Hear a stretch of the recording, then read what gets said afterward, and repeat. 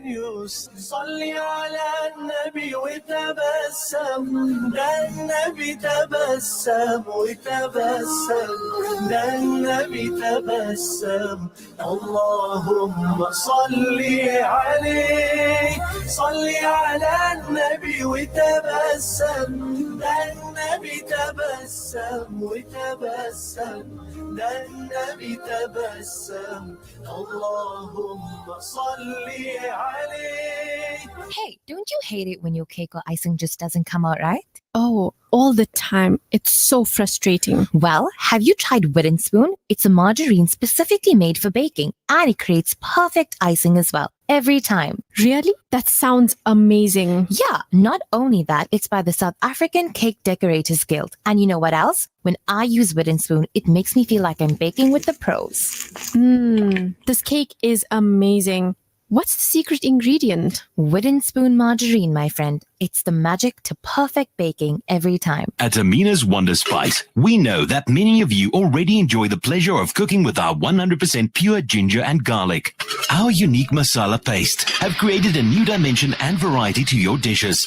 For all these reasons and more, we've called it a Wonder Spice. Amina's Wonder Spice, creating a unique taste in a paste. Available throughout South Africa, neighboring countries, and also in the UK. Contact us on 031 577 5023 or www.aminaspice.co.za. The views and opinions expressed by the guest and presenters of Radio Al Ansar are not necessarily the views and opinions of Radio Al Ansar and the Al Ansar Foundation. You're on the afternoon jam, Radio Al Ansar, 90.4 FM, Durban, 105.6 Pietermaritzburg, nationwide and worldwide, alansar.org.za. Now, today we, have a truly inspiring guest with us. His name is Sheldon Techel, and he's a visionary owner of a very popular barbershop that is on many stores around the country. And he's earned the title of the leading barbershop in South Africa, as recognized by the African Hair Awards Council. Now, with the remarkable expansion beyond our borders into Botswana, into Zambia, into Lesotho, Sheldon has now built up an empire that employs over 600 talented staff members. Wow, that is truly amazing. Sheldon, good afternoon and welcome. Good afternoon, Fahim, and thank you very much for having me on your show. No, absolute pleasure. It's so nice having you. Now, you began your journey cutting hair on the stoop of in front of your cousin's internet cafe. Yes. What inspired you to pursue this path rather than following a more traditional career? Yes, so at the age of 14 years old, I think that's when I fell in love with cutting hair. I fell in love with this. It was just much more of a passion, to say the least. I used to enjoy looking at barbers and just watching them perform their craft and just being able to get intrigued by what they do. And that's how I learned how to cut hair, visiting these different barbers and being able to still with my eye come home and practice those methods, learn, and as simple as it sounds, that was my learnings. And back in 2011, my cousin had an internet cafe, and I asked him if I can make use of his stoop in front of his store. Yeah. He agreed with the condition that I only come on weekends. Okay. And I went out. Back then I had a daytime job, but this was my opportunity to actually fulfill my passion. Or I can remember only having a clipper and a chair, nothing else. Right. And when I started out, people came out in numbers, and I always wondered what makes me so special. I mean, there's literally a barber across the road from me and a barber next to him. What's so special about me? And I then realized that what my unique selling proposition was, that it was relationships. And when I say relationships, after each and every customer for him, I'll take down the person's name, the type of conversation that we had. And next time when you come sit on my chair for him, I'll make reference to that particular conversation. Okay. And that's how I build relationship with every single customer. So that's how I started out. Amazing. Now, you spent 6 years working for a bank. What was the turning point that led you to leave the corporate job and start your own barbershop? And where was the very first one? Yeah, so back in 2011, so not far away from where the stoop was, that was the first actual store. What then happened was that when I moved into this particular store, I partnered up with a friend of mine that could also cut hair, and when we started cutting out, we then saw the need to get more youngsters from a community. We upskilled them, and they helped us to cut hair. And while doing this, on our quiet days, which was Tuesdays and Wednesdays, went out to old age homes and to schools, and we just gave free haircuts out to the local community. We've done this as just a way of keeping us busy, but to make an impact in the community. And I feel that has helped us tremendously, because our name actually comes from us serving the elders in our old age homes, which that's the reason why it's called Legends Barber today. And that being our first store, I can remember getting married on the 4th of December that same year. And when I got married, my partner showed me that everything will be fine. I then went away on honeymoon, came back 6 days later, store was closed. And I wondered what's happening here. I called him, he never answered, and I called the guys that was working at the time, and they explained to me, you know what, this guy never paid the rent, but obviously to make it worse, he never paid the guys that was working there, and they got paid on a daily basis. It was very informal. And I then decided, you know what, maybe this is not for me, and maybe I should just continue working in a bank, doing something that I don't love doing. I was a call center agent for him. Okay. And continued that job. But you know, when something is for you, it will definitely come after you. And I continued getting calls from customers saying that they really want a haircut, and eventually gave into it.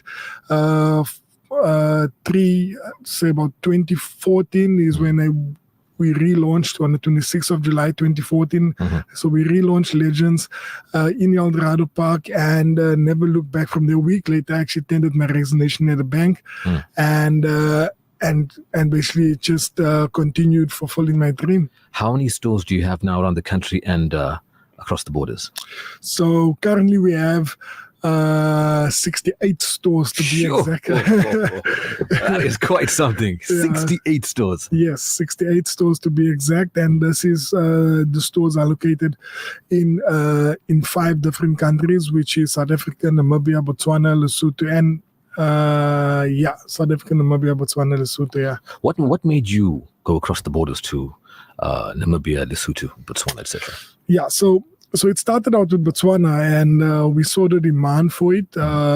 People have been asking us to come across, and what happened was that with our first pop-up shop, so we went across and we decided, let's just trial and error and let's see how it goes. And we went to go pop-up shop there, and people just loved the brand. People just fell in love, and the support we received was truly incredible. We then decided to actually become permanent residents and open a couple of shops. And now Botswana has over 3 locations, and so in different countries. It's just the brand itself speaks volumes, and people fall in love with the brand. Now, tell us about your early days of your barbershop. What challenges did you face in the beginning, and how did you overcome them? Yeah, I think one of the biggest challenges was being able to close down. And this was back in 2011 when I got the disappointment from my partner as well. And as one thing that I actually recovered from was being able to decide that I really want to come back to make a change. And I don't think that many people realize it, because when you're doing business, you do business, and on the contrary side is doing business for profit, but if you're doing business to actually make a difference. And I think that's actually what driven me much more than anything else, because being able to realize that you are feeding X amount of people and you're making actually provision for 600 staff members and 600 families actually look up to you. And I think that has been one of the greatest motivating force actually for me to come back and say, you know what, I want to do this and I want to make an impact on people's lives. Because if I don't do it, who's going to do it? You understand? I think that was the main question. And that's the reason why I came back, and that was the biggest motivating force. Have you ever had a situation where you got all your 600 staff members together for a function or event? That was actually pre-COVID. So pre-COVID, we brought everyone together. I think back then we were about maybe 200 plus. Okay. But yeah, we had everyone together, and it was really something amazing to see, where you actually literally see over 200 people in one room. Now, do you have a special training program? For example, if radio doesn't work out for Ted here, Yes. he could come and join you. No, definitely. And it's something that we're so big on, is being able to empower and upskill the youth. Specifically, because you know that one of our biggest challenges within our country that we face is youth unemployment rising above 50%. And if you look at, if we are able to assist those within the communities and being able to set up training centers. So for example, to Ted's point is that wherever we have stores, that's where we set up a training center nearby, and that's the reason why guys are able to speak the local language, being able to resonate with the customers that is locally, because all of them are locally employed from the communities within the townships. That's where the training centers are situated. Now, your empire includes hair and beard grooming products. How did you identify this opportunity, and what has the response been from customers and your target market? Yes. So our products is really special, because you see that the demand has grown so much, and being able to transcend from a service business now in products, it's truly remarkable to see the adaptiveness from our customers, that they actually lean towards actually acquiring certain products. And our main reason was that the reason why we started these products is to solve different problems. Like, for example, guys couldn't make waves with their hair, and now they can make waves. Okay. Guys couldn't make certain hairstyles, and now you can do this because of that product actually solves for that particular problem. And I think that was the main reasons as to why we moved into products. And now the products are actually so popular that it's been sold in your retail chains like your Dis-Chem, your Clicks, your Spars, even in TFG stores like Markham's as well, on Takealot, all online platforms. And it truly has grown remarkably. And this is in the space of 3 years since we launched our products. Wow. Which has really been amazing to see. That is something for sure. You've talked about the training and development centers in Johannesburg to empower aspiring barbers. What motivated you to start this initiative, and what kind of skills do you hope to impart to the youth? So one of our biggest things is that empowering speaks volumes, and my main goal personally is being able to empower somebody, not only because the skill that you will be drawn to is not a skill that you want to lose as soon as you leave Legends. You understand?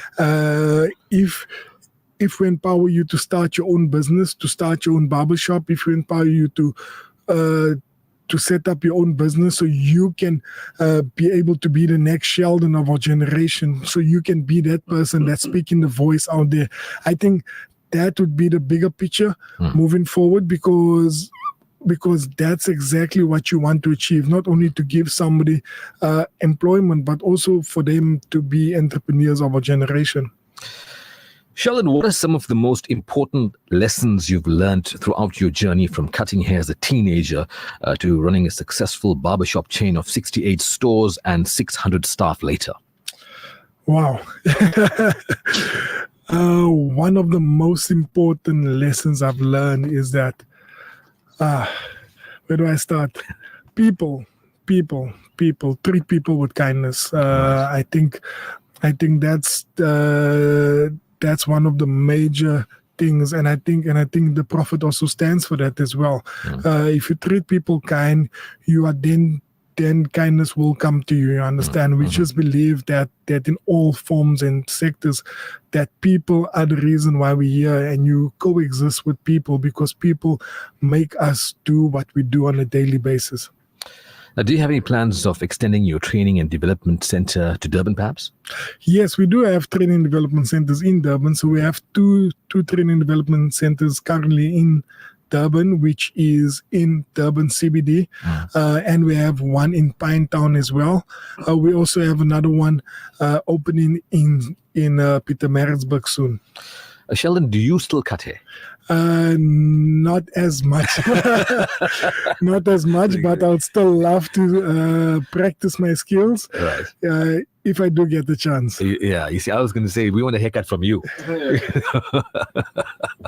Yeah, one of these days. Yes, one of these days, don't worry. But Sheldon, thank you so much for joining us. You know, what an inspiring story, such an inspiration from where you started off to where you are now.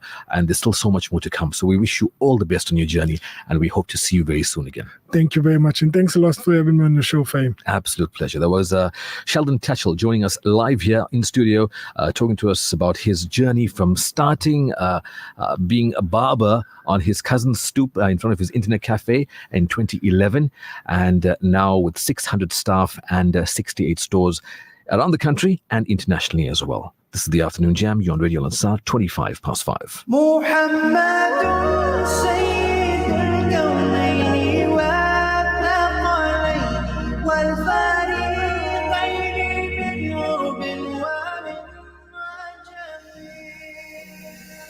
There's a name that's on the rise, soaring high above the sky. 1400 years ago, the world began to know the Nabi Muhammad. I could grow to something more, with my face down to the floor. In the footsteps of your shore, I could walk on and on and on. Nabiullah, he ascended all the stars and galaxies. Habibullah, chosen by the Lord to be. Muhammadun Sayyidul Kawlayni wa Thaqalayni wal Fariqayni min Rubin wa min Ajami. Muhammadun Sayyidul Kawlayni wa Thaqalayni wal Fariqayni min Rubin wa min Ajami. Never told us any lie, was quick to answer any cry. When people needed hope, a wisdom just to cope, you were quick to show the light. There ain't nothing more I need than to follow in your lead. It's on your path, I'm really free and hopeful to succeed in the life to come. Rasulullah, you were sent as mercy to humanity.